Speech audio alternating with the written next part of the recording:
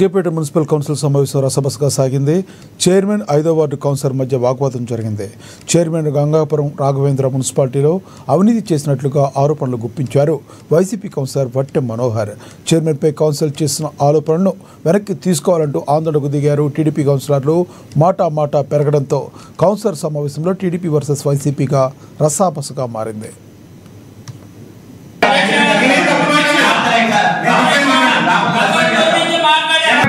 అవమానించుకుంటా ఇలా చేయడం పద్ధతి కాదు సార్.